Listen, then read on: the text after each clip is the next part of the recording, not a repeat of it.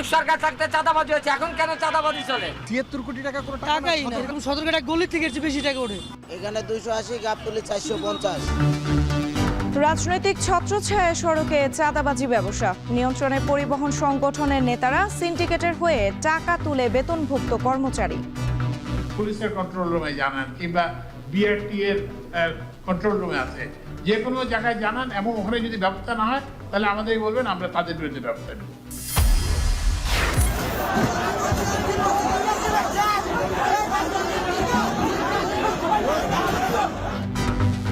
খিলক্ষেতে ধর্ষণে অভিযুক্তকে পুলিশের থেকে ছিনিয়ে নিয়ে গণপিটুনি। পল্লবীতে সংবাদ সংগ্রহে গিয়ে শঙ্খবদ্ধ ধর্ষণের শিকার সাংবাদিক। চট্টগ্রাম বন্দরে পণ্য ফেলে রেখেও মাশুল দিতে নারাজ ব্যবসায়ীরা। জরিমানা না থাকলে সুযোগ নেবে অসাধুরা, শঙ্কা বন্দর চেয়ারম্যানের। এবং ট্রাম্প পুতিন ফোন আলাপে ইউক্রেনের জ্বালানি অবকাঠামোতে ৩০ দিন হামলা না চালাতে সম্মত রাশিয়া। শান্তি প্রতিষ্ঠা ও যুদ্ধবিরতিতে ঐকমত্য।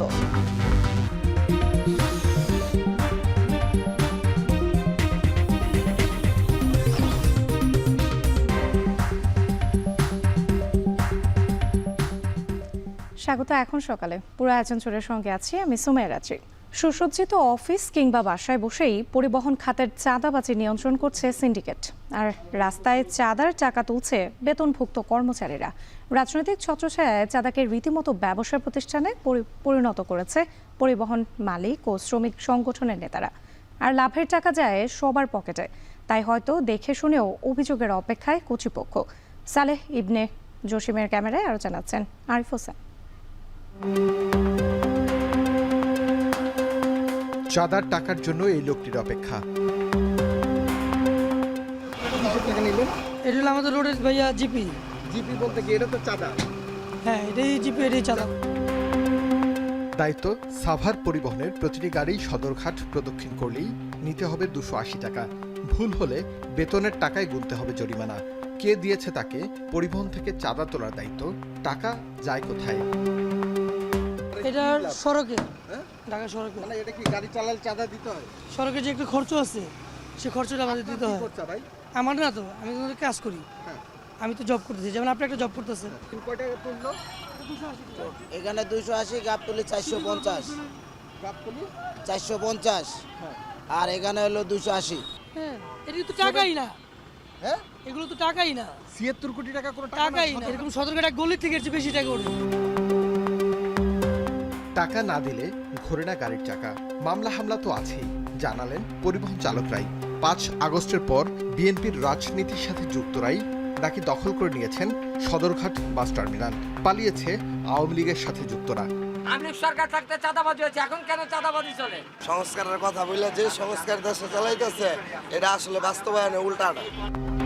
প্রতিদিন 150টি থেকে 170টি সাভার পরিবহনের গাড়ি থেকে 280 টাকা করে তোলেন এই ব্যক্তি। অঙ্কের হিসেবে 42,000 টাকা আয় দিনে। মাসের হিসেবে 12,60,000 টাকা আয় এখান থেকে। বছরের হিসেবে আয় 1,53,00,000 টাকা। আজমেরি ভিক্টর সহ মোট 6টি গাড়ির রুট পারমিট রয়েছে সদরঘাটে। তাহলে 9,19,00,000 টাকা শুধু আয় হয় সদরঘাটের পরিবহন সেক্টর থেকে। টিআইবির হিসেব, দেশের যাত্রী পরিবহন সেক্টর থেকে প্রতি বছর 1,000 কোটি টাকার বেশি চাঁদা ওঠে। 700 টাকা আমাদের জিপি চাঁদা আছে। চাঁদা নেওয়ার পর কি দেয়? আওয়ামী লীগ সরকারের আমলে রাজধানীর পরিবহন সেক্টরে চাঁদার একটি বড় অংশ যেত বাংলাদেশ সড়ক পরিবহন মালিক সমিতির হাতে। এখনো সড়কের টাকা যায় একই জায়গায়, শুধু পরিবর্তন এসেছে মানুষের। ক্ষমতার পালা বদলে সড়ক পরিবহনের দায়িত্বে বিএনপি ঘরানার রাজনীতিবিদরা। যদি সব টাকা এখানেই পাঠায় দেয়, তাহলে কোম্পানিটা চলে কেমনে? তার অফিস, তার স্টাফ, তার প্রশাসনিক খরচ, তার গাড়ি থানায় গেলে থানা থেকে বাই করা। জুলাই বিপ্লবের পর আমরা ইতে আসছি, আমরা সড়ক পরিবহনের দায়িত্ব নিছি। আমরা এসে কিন্তু প্রথম পুরা ঢাকা শহরের যত টার্মিনাল ছিল, যত এন্ড ছিল, আমরা সমস্ত জায়গায় আপনার চাঁদাবাজি বন্ধ করে দিয়েছি। সড়ক পরিবহনের সাধারণ সম্পাদকের দায়িত্বে থাকা সাইফুল ইসলাম বলেন, চাঁদার পরিমাণ আগের থেকে কমেছে। চাঁদাবাজরা প্রকৃতপক্ষে কোনো সংগঠন না, কোনো দলের লোক না, কিন্তু সময়ে সুবিধায় তারা এই জিনিসটা ব্যবহার করে, কেউ সংগঠন, কেউ দলীয় পরিচয়। আমরা পরিষ্কারভাবে বলছি, এই চাঁদাবাজের বিরুদ্ধে আমরা আছি। চাঁদাবাজির অভিযোগ পেলে দলমত নির্বিশেষে ব্যবস্থা নেয়ার কথা জানালেন খালেদা জিয়ার উপদেষ্টা ও শ্রমিক নেতা শিমুল বিশ্বাস। পথে কোনো ধরনের চাঁদাবাজি কেউ করতে পারবে না, এটা সংশ্লিষ্ট সকলকে বেসরকারি মালিক শ্রমিক সংগঠনের পক্ষ থেকে কঠোর নির্দেশনা দেওয়া আছে। সকলের যোগসাজশী চাঁদাবাজিটা হচ্ছে। আমি সেই সকলের যোগসাজশের মধ্যেই বলতেছি, আপনি যদি স্পেসিফিক কোনো জিনিস আমাকে নোটিশে নিয়ে আসেন, সব যোগসাজশ ভেঙে দেওয়া হবে।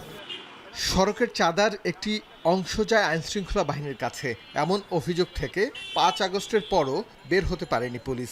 যেখানে আমরা চাঁদাবাজ পাচ্ছি সেখানে তাদেরকে গ্রেপ্তার করে আইনের আওতায় নিয়ে আসছি। আর যদি কোনো সুনির্দিষ্ট অভিযোগ পাওয়া যায় সেটা তো আমরা আরও কঠিনভাবে ব্যবস্থা গ্রহণ করব। চাঁদাবাজির অভিযোগ পেলে ব্যবস্থা নেওয়ার কথা জানান যোগাযোগ উপদেষ্টা। এখানে চাঁদাবাজি হচ্ছে আপনারা জানান, তথ্যটা জানান, পুলিশের কন্ট্রোল রুমে জানান, কিংবা বিআরটি এর কন্ট্রোল রুমে আছে, যে কোনো জায়গায় জানান, এবং ওখানে যদি ব্যবস্থা না হয় তাহলে আমাদেরকে বলবেন, আমরা তাদের বিরুদ্ধে ব্যবস্থা নেব। সম্মিলিত উদ্যোগ না থাকলে পরিবহন সেক্টর থেকে চাঁদাবাজি বন্ধ করা সম্ভব নয় বলে মন্তব্য পরিবহন সংশ্লিষ্টদের। আরিফ হোসেন, এখন, ঢাকা। গেল 24 ঘন্টায় ঢাকা জেলায় 3টি ধর্ষণের ঘটনায় আবারও চাঞ্চল্য তৈরি হয়েছে।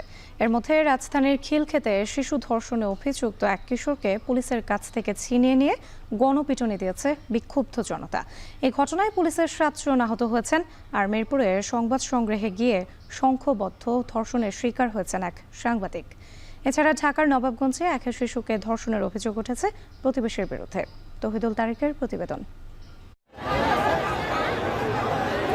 ঘটনাটি রাজধানীর খিলক্ষেতের মধ্যপাড়ায় 5 বছরের এক শিশুকে ধর্ষণে অভিযুক্ত এক কিশোরকে পুলিশের কাছ থেকে ছিনিয়ে নিয়ে গণপিটুনি দেয় বিক্ষুব্ধ জনতা। পরে আশঙ্কাজনক অবস্থায় তাকে ভর্তি করা হয় ঢাকা মেডিকেল কলেজ হাসপাতালে। আহত হয় আরও 7 পুলিশ সদস্য। গেল 24 ঘন্টায় ঢাকা জেলায় ঘটেছে 3টি ধর্ষণের ঘটনা, যার মধ্যে 2জনই শিশু, বাদ যায়নি সাংবাদিকও। রাজধানীর মিরপুরে দলবদ্ধ ধর্ষণের শিকার হয়েছেন এক নারী সাংবাদিক। একটি সংঘবদ্ধ অপরাধী চক্র নিয়ে সংবাদ সংগ্রহের সময় সোমবার রাত 11টার দিকে মাটিকাটা এলাকার সিঙ্গার শোরুমের গলিতে যাওয়া মাত্র তাকে চারদিক থেকে ঘিরে ফেলে এর সদস্যরা। এক পর্যায়ে পল্লবী থানার বালুরঘাট এলাকায় একটি নির্মাণাধীন ভবনে তাকে সংঘবদ্ধ ধর্ষণ করা হয়। এ ঘটনায় 2জনকে আটক করেছে পল্লবী থানা পুলিশ। বর্তমানে ঢাকা মেডিকেলে চিকিৎসাধীন অবস্থায় আছেন সেই নারী সাংবাদিক। এদিকে ঢাকা জেলার নবাবগঞ্জ উপজেলায় 6 বছরের এক শিশুকে ধর্ষণের অভিযোগ উঠেছে তার প্রতিবেশীর বিরুদ্ধে। শিশুটির স্বজনদের দাবি, মঙ্গলবার ইফতারের আগে শিশুটি বাড়ির উঠানে খেলার সময় তাকে ডেকে নিয়ে ধর্ষণ করে 45 বছর বয়সী ওই ব্যক্তি। এর আগে আরো 2-3টা করছে, তাদেরকে এরকম ভাবে দমন করছে। এখন আমাদের এইভাবেই দমন করতে চাইছে। আমাদের হাসপাতালে যেতে দিব না, পুলিশের কাছে যেতে দিব না, ডাক্তার ট্রিটমেন্ট দিতে দিব না। এটা এখান থেকেই মাটি দিয়ে দিতে গেছে। যদি এর কোনো বাড়াবাড়ি করে, আমার বোন একা থাকে, আমার হাজবেন্ড থাকে বিদেশ, আমার বোনেরও করবে, আমার ভাগ্নিরও সহকারে হ্যারাসমেন্ট করবে, এটা বুঝছেন। পুলিশ ওই ব্যক্তিকে আটক করলেও ভুক্তভোগী পরিবারের দাবি, নানাভাবে তাদের চাপ ও হুমকি দিচ্ছেন তার পরিবারের সদস্যরা। তৌহিদুল তারেক, এখন, ঢাকা। ধর্ষণের শিকার নারীদের চিকিৎসা দেয়া হয় সব ধরনের গোপনীয়তা রক্ষা করে। ধর্ষককে বিচারের আওতায় আনতে আলামত ও তথ্য সংগ্রহ করে ওয়ান স্টপ ক্রাইসিস সেন্টার। তবে ধর্ষণের শিকার নারীকে শারীরিক ও মানসিকভাবে সুস্থ রাখাকে জরুরি মনে করেন চিকিৎসকরা। ধর্ষণের বিচার দ্রুত করতে ফরেনসিক ও ডিএনএ পরীক্ষার রিপোর্ট সবচেয়ে গুরুত্বপূর্ণ। বিস্তারিত জাহিদ হাসানের প্রতিবেদনে। ভেতরে প্রবেশাধিকার নিষেধ, বন্ধ দরজার ওপারে যারা, তারা দেখে ফেলছে এ সমাজের সবচেয়ে কদর্য দিক। ঢাকা মেডিকেল কলেজ হাসপাতালের ওয়ান স্টপ ক্রাইসিস সেন্টার। গোপনীয়তার সঙ্গে চিকিৎসা পান ভুক্তভোগীরা। অনুমতি সাপেক্ষে সুযোগ হয় ওসিসি সেন্টারে প্রাথমিক তথ্য জানার। ওসিসিতে সোমবার পর্যন্ত ভর্তি আছেন 8 জন। তারা সবাই ধর্ষণের শিকার হয়েছেন। 8 জনের মধ্যে একজন অন্তঃসত্ত্বা নারীও আছেন। ওই নারী একজন নিকটাত্মীয় দ্বারা ধর্ষণের শিকার হয়েছেন। এছাড়া বেশিরভাগই শিশু। গেল 1 বছরে প্রায় 1000-এর বেশি ধর্ষণের শিকার ভুক্তভোগী এসেছে ঢাকা মেডিকেলের ওসিসিতে। ওসিসির তথ্য বলছে, নিম্ন আয়ের নারীরা কর্মস্থলে বেশি ধর্ষণের শিকার হচ্ছেন, অনেকে আবার মামলাও করেন না। বাবা দ্বারা ধর্ষণ হওয়ার ঘটনার অভিজ্ঞতাও রয়েছে চিকিৎসকদের। প্রশ্ন ছিল, চিকিৎসার বাইরে ধর্ষণের মামলার ক্ষেত্রে ওয়ান স্টপ ক্রাইসিস সেন্টারের ভূমিকা কি? কর্তব্যরত চিকিৎসক জানালেন, ধর্ষণের সব রকম আলামত পুলিশ ও আদালতকে দেয়া হয়, ঘটনা লিপিবদ্ধ করা হয়, যার একটি নিজস্ব নম্বরও থাকে। এখানকার চিকিৎসকদের সাক্ষ্য মামলার ক্ষেত্রে জরুরি প্রমাণ। আমরা এটা খুবই কনফিডেন্সিয়াল মেনটেন করে করি।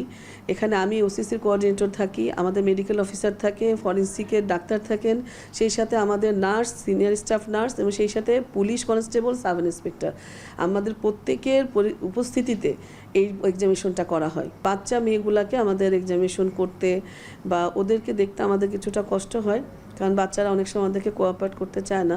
ইদানিং আমরা যেটা পাচ্ছি যে রেপিস্ট যেটা হচ্ছে ধর্ষণ যে করছে তার বয়স কমে আসছে, যেমন 16 বছরের বাচ্চা, 14 বছরের ছেলে বাচ্চা, 18 বছরের ছেলে বাচ্চা, যেটা আগে হয়তো ছিল না, 12 বছরের ছেলে 2 বছরের মেয়েকে, এই ধরনের কেস এখন বাড়ছে। ধর্ষণের ন্যায় বিচার নিশ্চিত করতে বড় ভূমিকা রাখে ফরেনসিক রিপোর্ট। 1000-এর বেশি ধর্ষণের ঘটনা ফরেনসিক করার অভিজ্ঞতা রয়েছে এমন এক নারী চিকিৎসক জানান, ধর্ষণের শিকার নারী ও শিশুরা শারীরিকভাবে ভেঙে পড়েন, আতঙ্কে ভোগেন। বিচারের জন্য মানসিক স্বাস্থ্য ঠিক রাখা বড় চ্যালেঞ্জ। সব জেলা বা বিভাগ বা সব জায়গায় আমাদের আসলে ফরেনসিক স্পেশালাইজড সার্ভিসটা নাই, আর একটু বিভাগীয় শহরে পাঠানো হয়, সেক্ষেত্রে একটা দীর্ঘসূত্রিতা হয়ে যেতে পারে। যে কোনো ধরনের যৌন নিপীড়ন যে কোনো একটা নারীর জন্য পরবর্তীতে খুব মারাত্মক হিসেবে দেখা দিতে পারে। তার মধ্যে ডিপ্রেসিভ ডিসঅর্ডার ডেভেলপ করতে পারে, অ্যাংজাইটি সিমটম আসতে পারে, অ্যাডজাস্টমেন্ট ডিসঅর্ডার পরবর্তীতে হতে পারে। ওই ভিকটিমকে যদি ব্লেম করা হয় বা তাকে এটা নিয়ে তাকে দোষারোপ করা হয়, দেখা যায় তার মধ্যে আত্মবিশ্বাস কমে যায়, সে কিন্তু একদম সমাজে থেকে একদম আইসোলেটেড হয়ে যেতে পারে। চিকিৎসকরা জানালেন, শিশুরা নিকট আত্মীয় বা পরিবারের কোনো সদস্য দ্বারা বেশি যৌন হয়রানি ও ধর্ষণের শিকার হচ্ছেন। জাহিদ হাসান, এখন ঢাকা। ঢাকা পলিটেকনিক ইনস্টিটিউটে ছাত্রদের বিরুদ্ধে বৈষম্য বিরোধী ছাত্র আন্দোলনের নেতাকর্মীদের উপর হামলার অভিযোগ উঠেছে। মঙ্গলবার মধ্যরাতে 2 দফা হামলার শিকার হন তারা। বৈষম্য বিরোধী ছাত্র আন্দোলনের অফিসিয়াল ফেসবুক পেজে এক পোস্টে দাবি করা হয়, ছাত্রদের একদল সন্ত্রাসী এই হামলা চালায়। এতে বৈষম্য বিরোধী ছাত্র আন্দোলনের মুখপাত্র সাকিবুল্লাহ, চয়ন বর্মন এবং সিব্বির সহ 10 থেকে 15 জন আহত হন বলেও জানানো হয়। বৈষম্য বিরোধী ছাত্র আন্দোলনের নেতাকর্মীরা দাবি করেন, প্রতিষ্ঠানে আধিপত্য বিস্তারে বাধা দেওয়ার কারণেই তাদের উপর এই হামলা। তবে এ বিষয়ে ছাত্রদের কোনো বক্তব্য পাওয়া যায়নি।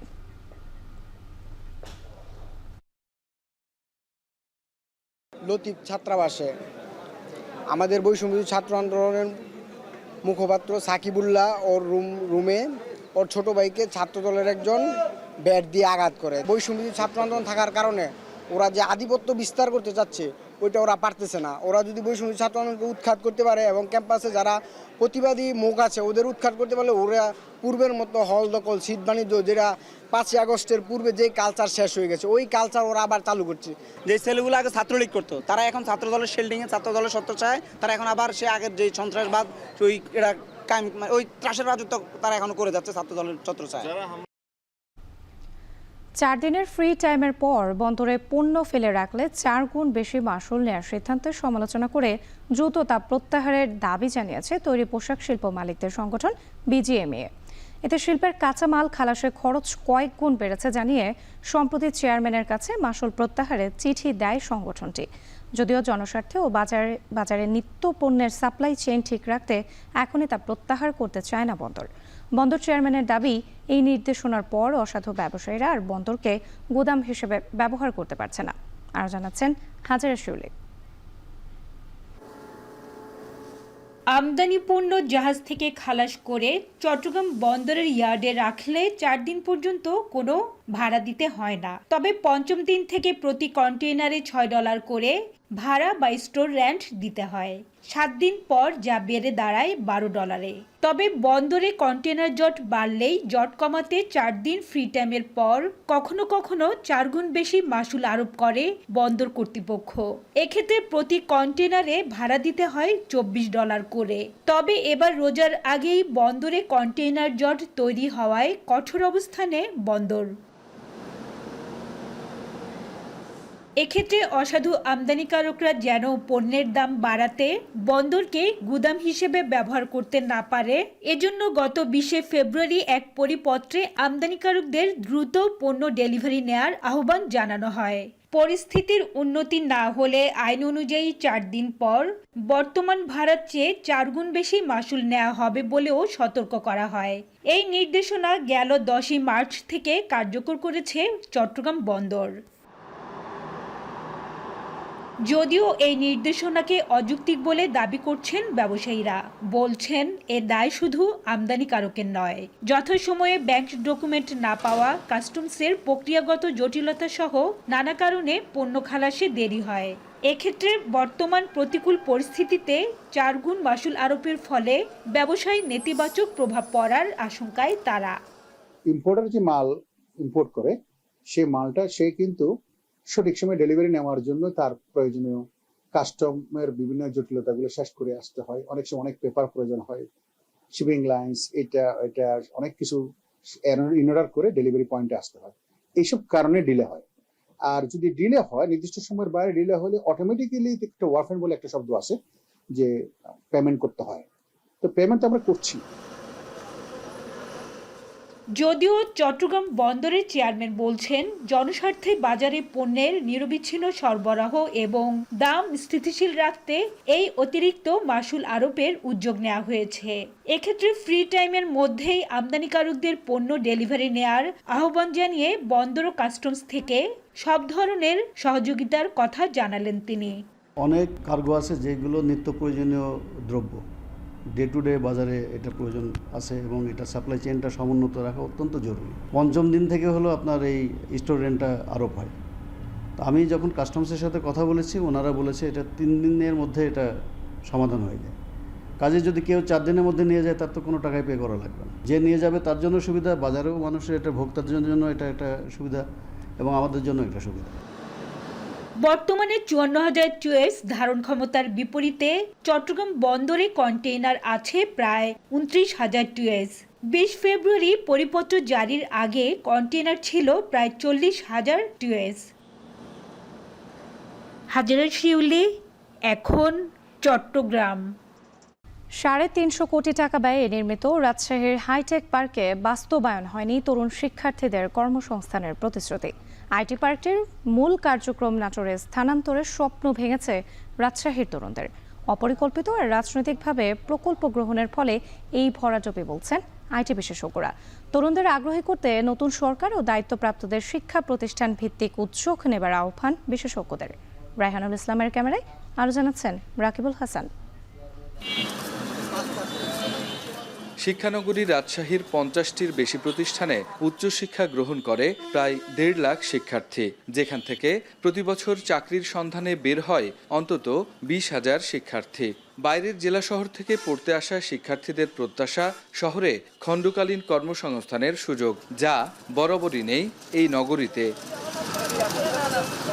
এমন প্রেক্ষাপটে 2018 থেকে 22 সাল পর্যন্ত 334 কোটি টাকা ব্যয়ে নগরীর হরগ্রাম জিয়ানগরে প্রায় 31 একর জায়গায় গড়ে ওঠে হাইটেক পার্ক, যা ঘিরে প্রযুক্তি খাতে কর্মসংস্থানের প্রত্যাশা বাড়ে তরুণদের। ভেবেছিলাম যে আমরা এখানে জব করলে হয়তো একটা হাই অ্যামাউন্টের স্যালারি পাবো, কিন্তু সেগুলো এখনো বাস্তবায়ন হয়নি। হাইটেক পার্কে একটা উপযুক্ত প্রশিক্ষকের মাধ্যমে যদি বিভিন্ন ট্রেনিং দেওয়ার ব্যবস্থা করতো, তাহলে সেই ট্রেনিংয়ের পরে ওই ইউথরা আবার ওই হাইটেক পার্কে কাজ করার সুযোগ পেত। রাজশাহীতে 14,000 তরুণের কর্মসংস্থান সৃষ্টির লক্ষ্যে 2024 সালে ঢাকার কিছু আইটি ফার্ম আসে এই পার্কে। বিদেশি আইটি ফার্মগুলোর সাথে কাজের সুযোগ বাড়ে তরুণদের। তবে বছরের মাঝামাঝি সময় তথ্য ও যোগাযোগ প্রযুক্তি মন্ত্রণালয় হাইটেক পার্কের কার্যক্রম স্থানান্তর করে নাটোরে। ফলে হাইটেক পার্ক রূপান্তর হয় ট্রেনিং সেন্টারে। কর্মসংস্থানের স্বপ্নভঙ্গ হয় রাজশাহীর তরুণদের। পাশাপাশি রাজনৈতিক প্রভাব, নিরাপত্তার অভাব এবং শিক্ষা প্রতিষ্ঠানগুলোর সাথে হাইটেক পার্কের দূরত্বের কারণে প্লট ও ফ্লোর নিতেও আগ্রহ হারায় স্থানীয় উদ্যোক্তারা। হাইটেক পার্কে যে স্বপ্নটা দেখানো হয়েছিল ওই পরিমাণে আসলে ওই জিনিসটা হয়নি। বিগত বছরগুলোতে আমরা যেগুলো দেখছি যেগুলো ট্রেনিংগুলো হাইটেক পার্কে হয়, সেখান থেকে বড় জোর একটা ট্রেনিংয়ের ব্যাচ থেকে সর্বোচ্চ 1 থেকে 2 জন ফ্রিল্যান্সার বের হয়। হ্যাঁ, তারাও ঠিকভাবে মার্কেট প্লেসে কীভাবে কাজ করতে হয় তা জানে না। রাজশাহী ইউনিভার্সিটি আছে, রুয়েট আছে, এগুলো কেন্দ্রিক হতো, তাহলে দেখা যাচ্ছে আমরা অনেক দক্ষ জনশক্তি পাইতাম। এ অবস্থার উত্তরণে হাইটেক পার্কের দায়িত্বরত উপপরিচালক মাহফুজুল কবিরের সাথে যোগাযোগ করলেও কোনো সাড়া পাওয়া যায়নি। তবে অন্য কর্মকর্তারা বলছেন দেশি বিদেশি প্রতিষ্ঠান আনতে উদ্যোগী হতে হবে কর্তৃপক্ষকেই। বিভিন্ন ধরনের ট্রেনিং ইভেন্ট হতে পারে বা জাস্ট সিম্পলি গেট টুগেদারের মতো ইভেন্ট হয়, তাহলে দেখা যাচ্ছে যে এই যে একটা আইস ব্রেকিংয়ের যে ব্যাপারটা সেটা হবে আর কি, এবং তাদেরও যে ছোট ছোট যে প্রশ্নগুলো তারা হয়তো জিজ্ঞেস করতে পারবেন। কর্মসংস্থানের ঢাকঢোল পিটিয়ে আসা হাইটেক পার্কের পরিকল্পনায় ঘাটতি ছিল বলে মনে করেন রাজশাহী বিশ্ববিদ্যালয়ের এই অধ্যাপক। পাশাপাশি প্রকল্পগুলো রাজনৈতিক বলেও মনে করেন তিনি। সরকারের যে অ্যানালাইসিস করা দরকার, যে স্টাডি করা দরকার, যে ফিজিবিলিটি স্টাডি করা দরকার, এর টেকনিক্যাল দিক, এর ইকোনমিক্যাল দিক, এগুলো আসলে আমার মনে হয় না যে প্রপারলি স্টাডি করা হয়েছে। হাইটেক পার্কের 2টি ভবনে মোট 20টি প্রতিষ্ঠানের জন্য ফ্লোর বরাদ্দ রয়েছে, যার মধ্যে বর্তমানে বরাদ্দ হয়েছে 13টি প্রতিষ্ঠান। রাকিবুল হাসান, এখন, রাজশাহী। ভোলার মেঘনা নদীতে পলি জমে বিভিন্ন স্থানে সৃষ্টি হয়েছে অসংখ্য ডুবোচর ও দেখা দিয়েছে নাব্য সংকট। ফলে ভোলা লক্ষ্মীপুর নৌরুটে ব্যাহত হচ্ছে নৌ চলাচল। সময় মতো ফেরি চলাচল ব্যাহত হওয়ায় ঘাটেই নষ্ট হচ্ছে শতাধিক ট্রাকের লাখ লাখ টাকার তরমুজ। ইমতিয়াজুর রহমানের প্রতিবেদন, ছবি তুলেছেন অঙ্কুর রায়। ভোলার মেঘনা নদীর ইলিশা পয়েন্ট, যেখানে জেগে উঠেছে ডুবোচর। এতে ভোলা লক্ষ্মীপুর রুটে নাব্য সংকটে ব্যাহত হচ্ছে ফেরি চলাচল। এমনকি 6টি ফেরির মধ্যে নষ্ট আছে 2টি ফেরি। ফেরি ও নদীর নাব্য সংকটে ভোলা লক্ষ্মীপুর রুটের ইলিশা ঘাটে আটকে আছে শত শত যানবাহন। এতে অধিকাংশ পরিবহনে থাকা তরমুজ সহ নষ্ট হচ্ছে কৃষিপণ্য। সঠিক সময়ে পণ্য পৌঁছাতে না পারায় বিপাকে পড়েছেন পরিবহন শ্রমিক ও ব্যবসায়ীরা। 4-5 থেকে তরমুজ লোড করেছে, লোড করে এসে এখানে সিরিয়াল দিতেছি। সিরিয়াল দেওয়ার পরে দেখা যাচ্ছে যে 3 থেকে 4 দিন 2 দিন বসে থাকা লাগে। তরমুজ তো 3 দিন থাকলে কি তরমুজ ভালো থাকে? এটা তো এমনিই পচে জায়গা। ফেরি কম আছে কিন্তু কম যাই আছে। এই ফেরিগুলো দেখা যাচ্ছে টাইম টু টাইম যদি আসতে পারতো তাহলে এই সিরিয়ালগুলো থাকতো না। তরমুজ ফাইটা পানি পড়তেছে, তরমুজ সব নষ্ট হয়ে গেছে। আমাদের এই ঘাটে আরো ফেরির দরকার। ভোলার ইলিশা ফেরিঘাট থেকে মজু চৌধুরীর হাটে নাব্য সংকট ও ডুবোচরে নৌপথের 22 কিলোমিটারের দূরত্ব বেড়ে দাঁড়িয়েছে 35 কিলোমিটারে। এতে অতিরিক্ত সময় লাগায় কমে যাচ্ছে ট্রিপের সংখ্যা। এছাড়া ভাটার কারণে প্রতিদিন 8 ঘন্টা ফেরি চলাচল বন্ধ থাকে। তবে ফেরিঘাটের দুর্ভোগ কমাতে যথাযথ ব্যবস্থা নেবে বলে জানিয়েছেন কর্তৃপক্ষ। আমরা গাড়ি পারাপারের জন্য আমাদের একটা ফেরি যে 1-2 দিনের ভিতরে চলে আসবে, ফেরি কনক চাপা, এবং অতিরিক্ত ফেরির চাহিদা দেওয়া হয়েছে কিষানি ফেরিও আমাদের চলে আসবে। আশা করি 2-4 দিনের ভিতরে সমস্যার সমাধান হবে। ফেরিঘাটের দুর্ভোগে প্রতিদিন নষ্ট হচ্ছে 10 থেকে 15 ট্রাক তরমুজ, যার আনুমানিক বাজার মূল্য 15 থেকে 20 লাখ টাকা। ইমতিয়াজুর রহমান, এখন, ভোলা। চলতি রমজানে সিলেটের বাজারে বেশিরভাগ সবজির দাম স্থিতিশীল, তবে এখনও চড়া দামে বিক্রি হচ্ছে লেবু। সবজি সরবরাহ ও দাম নিয়ে আলোচনাতে সিলেটের সোফানীঘাট কাঁচা বাজার থেকে যুক্ত হচ্ছেন সন্দীপন শুভ। শুভ, আকার ও জাতভেদে লেবুর দাম কেমন দেখতে পাচ্ছেন এবং একই সঙ্গে জানতে চাই সবজির বাজার সম্পর্কে।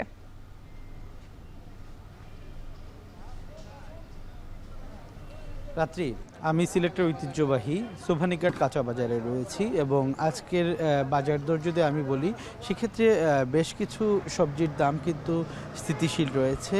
কয়েকটি সবজিতে কিন্তু দাম বৃদ্ধি পেয়েছে। সেক্ষেত্রে যদি আমি প্রথমে আপনি যেটি বলেছিলেন যে লেবুকে কিন্তু সিলেটের ভোজন রসিক মানুষজন কিন্তু অনেক বেশি ইফতার এবং সেহরিতে তারা ব্যবহার করে থাকেন। তবে দেখা যাচ্ছে যে রমজানের শুরু থেকেই সেই লেবুর দাম কিন্তু অনেক বেশি বৃদ্ধি পেয়েছে। হয়েছে। বিশেষ করে আজকে যদি বাজার দর আপনি লেবুর কথা বলি, সেক্ষেত্রে কিন্তু প্রতি হালি 60 থেকে শুরু করে 120 টাকা, কোনো কোনো ক্ষেত্রে 140 টাকা পর্যন্ত বিক্রি হচ্ছে, এবং এটি প্রথম রমজান থেকে আমরা দেখেছি এবং আজকে পর্যন্ত কিন্তু সেই একই অবস্থা বিরাজমান রয়েছে।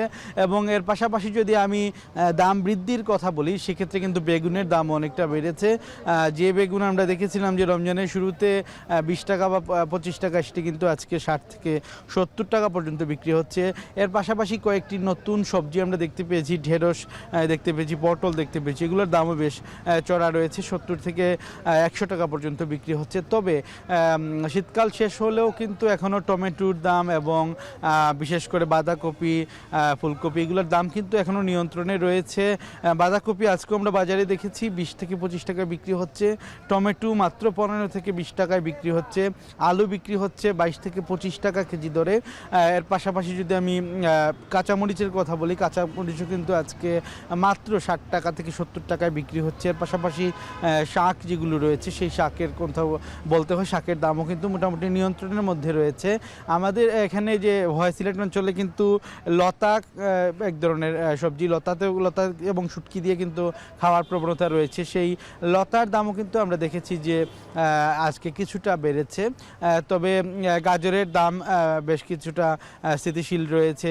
ধনেপাতা দিয়ে সালাদের যে ব্যবহার হয়ে থাকে, সেই ধনেপাতারও কিন্তু আজকে মোটামুটি দাম কিন্তু নিয়ন্ত্রণে রয়েছে। ধনেপাতাও 50 থেকে 60 টাকা কেজি দরে বিক্রি হচ্ছে।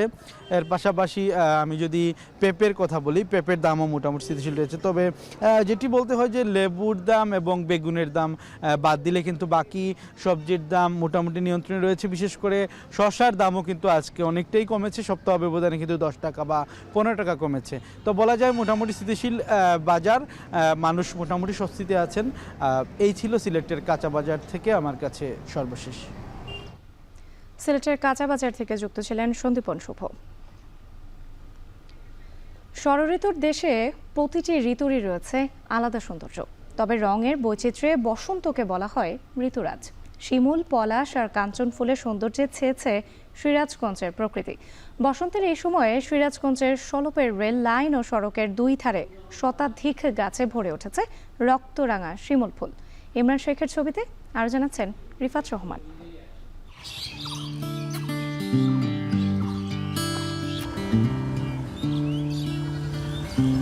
ফাগুনের হাওয়ায় দুলছে রক্তরাঙ্গা শিমুল, বাসন্তী পলাশ আর স্নিগ্ধ কাঞ্চন ফুল।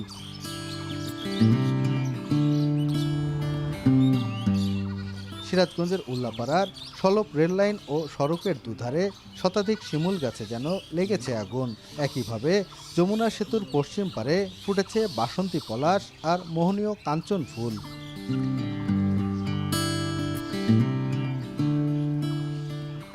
ষড়ঋতুর এ দেশে ঋতুচক্রের পালা বদলের সাথে সাথে বাংলার প্রকৃতিও যেন সেজে ওঠে ভিন্ন ভিন্ন রঙের সৌন্দর্যে। ঋতুরাজ বসন্তের আগমনের কথা মাথায় এলে চোখে ভেসে ওঠে শিমুল, পলাশ আর কাঞ্চন সহ নানা ফুলের সমারোহ। বসন্তের প্রকৃতি যেন ঢেলে দিয়েছে তার সবটুকু মাধুর্য।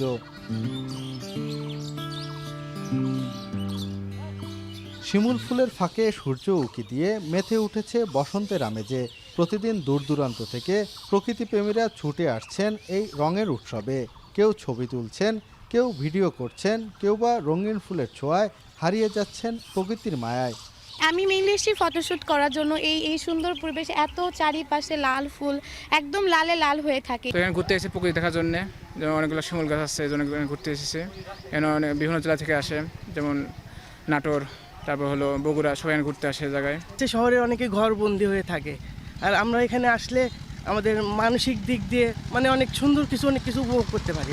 এদিকে যমুনা সেতুর পশ্চিম পাড় ছেয়ে আছে থোকা থোকা পলাশ ফুলে। পাতাশূন্য গাছে থোকা থোকা ফুলের বাহার যেন বসন্তের অনন্য বার্তা বহন করছে। ঘটিনা ব্রিজ স্থানটি খুবই সুন্দর করেছে এবং পাশেই রয়েছে সলপ, যেটার ঘোল সারা বাংলাদেশে বিখ্যাত, এবং এই পাশেই উল্লাপাড়া স্টেশন, যে কেউ চাইলে এই লোকেশনে আসতে পারবে। আরেক বছর এসে এখান থেকে ঘুরে গেছি, অনেক ভালো লেগেছে আমাদের, তাই এইবারও আসলাম। ফেসবুকে দেখলাম অনেক মানুষ পোস্ট করছে, তার জন্য ভালো লাগে জায়গাটা, তার জন্য আসা হয়। শুধু সৌন্দর্য নয়, ভেষজ গুণসম্পন্ন এসব উদ্ভিদ পরিবেশের জন্য গুরুত্বপূর্ণ। তবে নগরায়ন ও পরিবেশ দূষণের কারণে হারিয়ে যাচ্ছে অনেক বৃক্ষ। তাই প্রকৃতির প্রতি যত্নশীল হওয়ার আহ্বান পরিবেশ প্রেমীদের। বসন্তের যে একটা নিদর্শন সৌন্দর্য, এটা এই শিমুল গাছ থেকে আসে এবং সেটা অগ্নিকন্যা এটা একটা সৌন্দর্য বর্ধন করে। সেই সাথে আমাদের নিত্য প্রয়োজনীয় ব্যবহার উপযোগী সেগুলো আমরা পেয়ে থাকি এবং কাঠও পেয়ে থাকি। তাই আসুন আমরা এই শিমুল গাছ বেশি বেশি রোপণ করি, দেশের ভারসাম্য রক্ষা করি, পরিবেশের ভারসাম্য রক্ষা করি এবং আমাদের সৌন্দর্যতাকে বৃদ্ধি করি। বসন্তে যে ফুলগুলো ফোটে, এই ফুলগুলো বা এই গাছগুলো যে শুধু আমাদেরকে সৌন্দর্যই দেয় বা বিলাসিতার কিছু দেয় তা কিন্তু নয়। প্রত্যেকটা গাছের বিভিন্ন কিন্তু ভেষজ গুণ রয়েছে। তো এগুলো যদি আসলে একটু তুলে ধরা যায়, একটু পরিকল্পিতভাবে বৃক্ষরোপণটা করা যায়, তাহলে এটা আবার ধরে রাখা সম্ভব। শিমুল, পলাশ আর কাঞ্চনের সাথে মিতালি করে বসন্তের সৌন্দর্য যেন ছড়িয়ে পড়েছে গ্রামের পথে প্রান্তরে। তবে দ্রুত নগরায়ন ও পরিবেশ দূষণের ফলে প্রকৃতি থেকে ধীরে ধীরে হারিয়ে যাচ্ছে বসন্তের সেই রূপ ও সৌন্দর্য। প্রকৃতিপ্রেমীরা বলছেন, বসন্তকে স্বরূপে ফিরিয়ে আনতে প্রয়োজন দূষণমুক্ত পরিবেশ ও বৃক্ষরোপণ। রিফাত রহমান, এখন সিরাজগঞ্জ। এবার দেশের বাইরের প্রসঙ্গ। তাৎক্ষণিক কিংবা পূর্ণাঙ্গ অস্ত্র বিরতি নয়, 30 দিনের জন্য শুধু ইউক্রেনের জ্বালানি অবকাঠামোতে হামলা বন্ধ রাখবেন পুতিন। ট্রাম্পের সাথে 1.5 ঘন্টার ফোনালাপে স্পষ্ট অস্বীকৃতি জানিয়েছেন মাসব্যাপী যুদ্ধবিরতির চুক্তি সয়ে।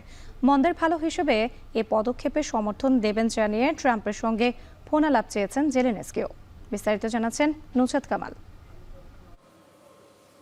2022 সালে সামরিক অভিযান শুরুর পর থেকে ইউক্রেনের জ্বালানি অবকাঠামো অন্যতম লক্ষ্য ছিল রুশ হামলার। ফলে বিদ্যুৎ সংযোগ বিচ্ছিন্ন হয়ে হিমাঙ্কের নিচে তাপমাত্রায় অবর্ণনীয় দুর্ভোগের শিকার হয়েছে কোটি মানুষ।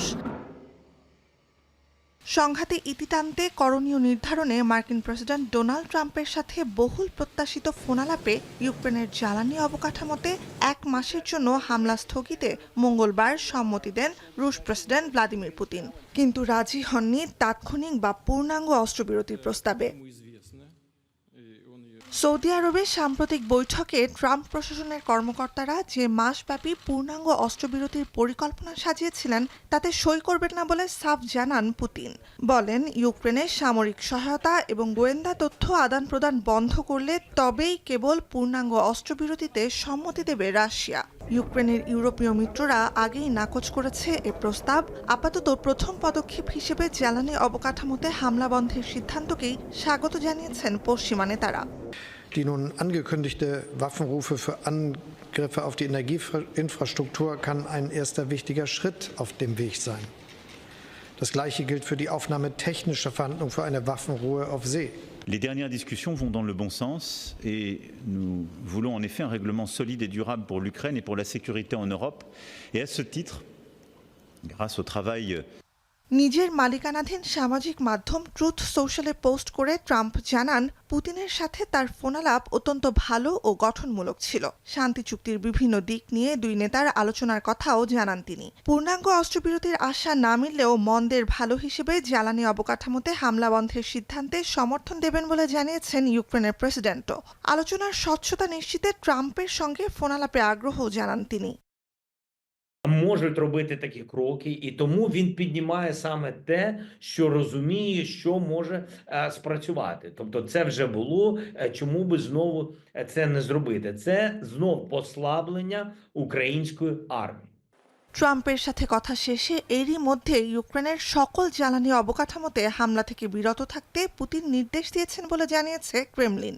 ট্রাম্প পুতিন ফোনালাপের পর পূর্ণাঙ্গ ও স্থায়ী শান্তি পরিকল্পনার অংশ হিসেবে তাৎক্ষণিক আলোচনা শুরু করবে বলে জানিয়েছে হোয়াইট হাউস।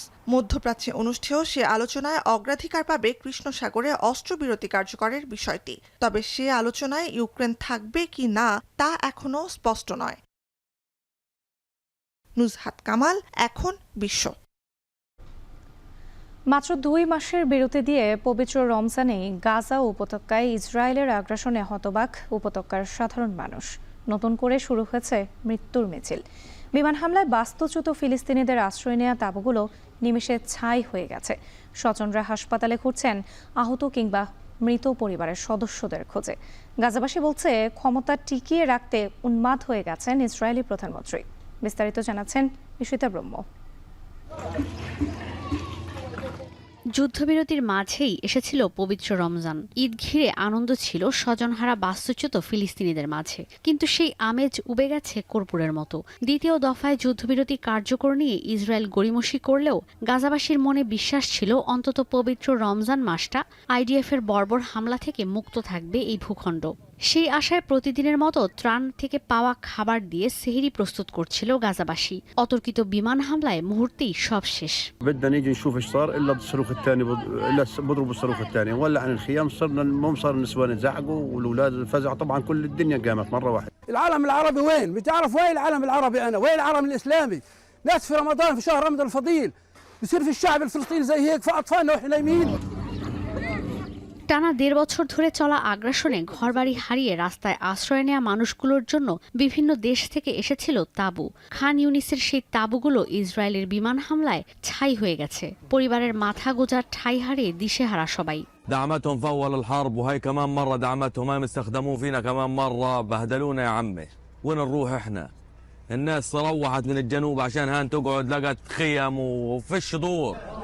এক রাতের হামলায় গাজায় শত শত মানুষের মৃত্যুর ঘটনা আগ্রাসন শুরুর পর এবারই প্রথম। হাসপাতালগুলোর অবস্থা মানবেতর। কেউ খুঁজছেন আহত স্বজনকে, কেউ বা প্রাণ হারানো প্রিয়জনকে। চোখের সামনে এই বিভৎস হামলা দেখে বাকরুদ্ধ ফিলিস্তিনিরা। والحمد لله صحينا من النوم انفقد بقى الضاد طلعت البنت هذه لقيناها تحت الانقاض طلعنا امها وطلعنا ابوها من تحت الانقاض. পবিত্র রমজান মাসে ভয়াবহ এই হামলা আর গণহত্যার ঘটনায় ইসরায়েলের সাহস পাওয়ার পেছনে যুক্তরাষ্ট্রকেই দুষছে গাজার সাধারণ মানুষ। তারা বলছেন যুক্তরাষ্ট্র আর ইসরায়েলের জন্য গাজা টেস্টিং গ্রাউন্ডে পরিণত হয়েছে। কেউ কেউ বলছেন গদি টিকিয়ে রাখতে উন্মাদ হয়ে গেছেন নেতানিয়াহু। يعني بس اشرق انا شرقه بيبدا القصف حتى بدون هدنه بدون حاجه لانه ما فيش هدنه ولا بنامن بالهدنه هذه. فين هي هدنه هذه؟ ২০২৩ সালের অক্টোবরে গাজায় আগ্রাসন শুরু করে ইসরায়েল। ডোনাল্ড ট্রাম্প শপথ নেয়ার আগ মুহূর্তে যুক্তরাষ্ট্রসহ আরব বিশ্বের কয়েকটি দেশের মধ্যস্থতায় ১৯ জানুয়ারি যুদ্ধবিরতি কার্যকর হলেও দ্বিতীয় দফায় আর যুদ্ধবিরতির মেয়াদ বাড়েনি। হামাস ইসরায়েল কোনো পক্ষই চূড়ান্ত চুক্তিতে না আসার পর মঙ্গলবার মধ্যরাত থেকে গাজায় পুরোদমে আগ্রাসন শুরু করেছে ইসরায়েল। ঈশিতা ব্রহ্ম, এখন বিশ্ব। ২০২৩-২৪ অর্থবছরে ইতালি থেকে সবচেয়ে বেশি রেমিটেন্স প্রেরণকারী দেশের তালিকার শীর্ষে বাংলাদেশ। রমজান ও ঈদকে কেন্দ্র করে দেশের স্বজনদের কাছে বৈদেশিক মুদ্রা পাঠাচ্ছেন প্রবাসীরা। চলতি অর্থবছরে এই ধারা বজায় রাখতে বেশ কিছু উদ্যোগ গ্রহণ করেছে সরকার ও বিভিন্ন মানি ট্রান্সফার প্রতিষ্ঠান। ইতালি থেকে মনিরুজ্জামান মনিরের প্রতিবেদন। রমজান ও ঈদকে কেন্দ্র করে প্রতি বছরই ইতালি থেকে বাংলাদেশের রেমিটেন্সের প্রবাহ উল্লেখযোগ্য হারে বাড়ে।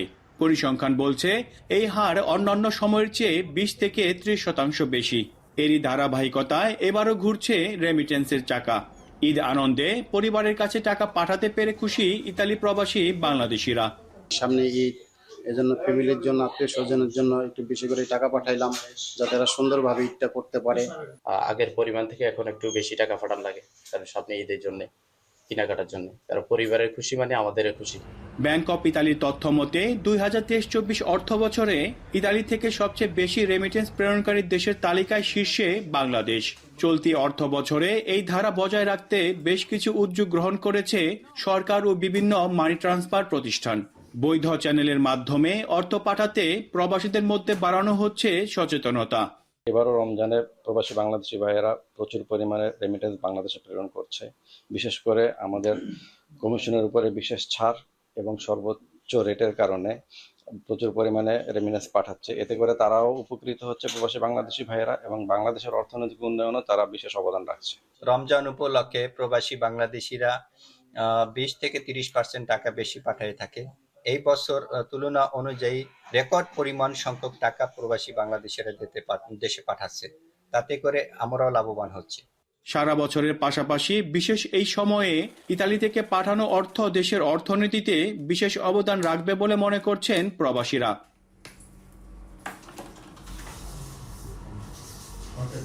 এবারের রমজানে ইতালি প্রবাসী বাংলাদেশিরা রেকর্ড সংখ্যক অর্থ প্রেরণ করায় একদিকে যেমন দেশের আত্মীয়দের ঈদ কাটবে আনন্দে, ঠিক তেমনি শক্তি যোগাবে দেশের অর্থনীতিতে।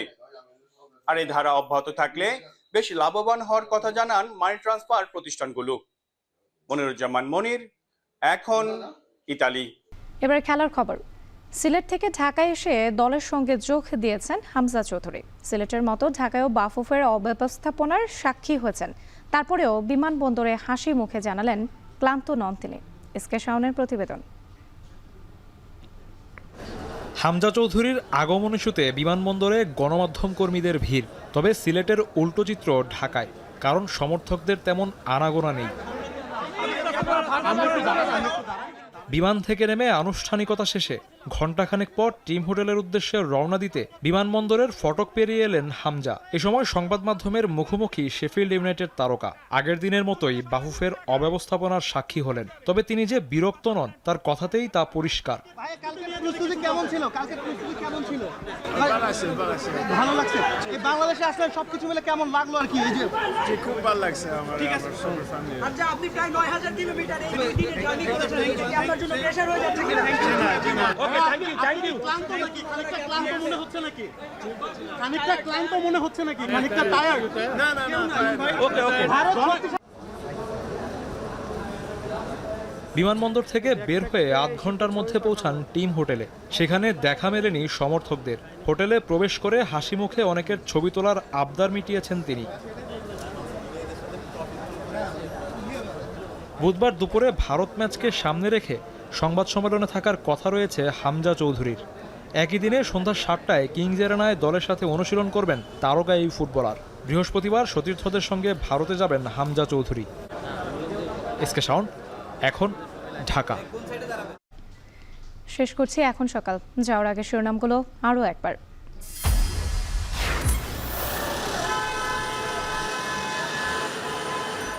সরকার থাকতে চাঁদাবাজি হয়েছে, এখন কেন চাঁদাবাজি চলে? ৭৩ কোটি টাকা কোনো টাকাই না। এরকম সদরঘাটা গলি থেকে বেশি টাকা ওঠে। এখানে 280, গাবতলী 450। রাজনৈতিক ছত্রছায়া সড়কে চাঁদাবাজি ব্যবসা নিয়ন্ত্রণে পরিবহন সংগঠনের নেতারা। সিন্ডিকেটের হয়ে টাকা তুলে বেতনভুক্ত কর্মচারী। পুলিশের কন্ট্রোল রুমে জানান, কিংবা বিআরটি এর কন্ট্রোল রুমে আছে, যে কোনো জায়গায় জানান, এবং ওখানে যদি ব্যবস্থা না হয় তাহলে আমাদের বলবেন, আমরা তাদের বিরুদ্ধে ব্যবস্থা নেব।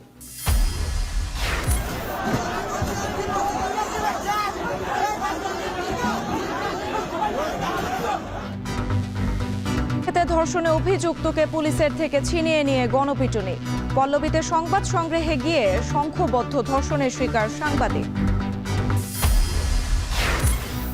চট্টগ্রাম বন্দরে পণ্য ফেলে রেখেও মাশুল দিতে নারাজ ব্যবসায়ীরা। জরিমানা না থাকলে সুযোগ নেবে অসাধুরা, শঙ্কা বন্দর চেয়ারম্যানের। এবং ট্রাম্প পুতিন ফোন আলাপে ইউক্রেনের জ্বালানি অবকাঠামোতে 30 দিন হামলা না চালাতে সম্মত রাশিয়া। শান্তি প্রতিষ্ঠা ও যুদ্ধবিরতিতে ঐকমত্য। এই ছিল এখন সকালের আয়োজনে। এখন টেলিভিশন ওয়েবসাইটে দেখতে ভিজিট করুন www.ekon.tv। এছাড়া ফেসবুকে দেখতে ভিজিট করুন facebook.com/tv.ekon এবং ইউটিউবে এখন টেলিভিশন দেখতে ভিজিট করুন youtube.com/c/ekontv।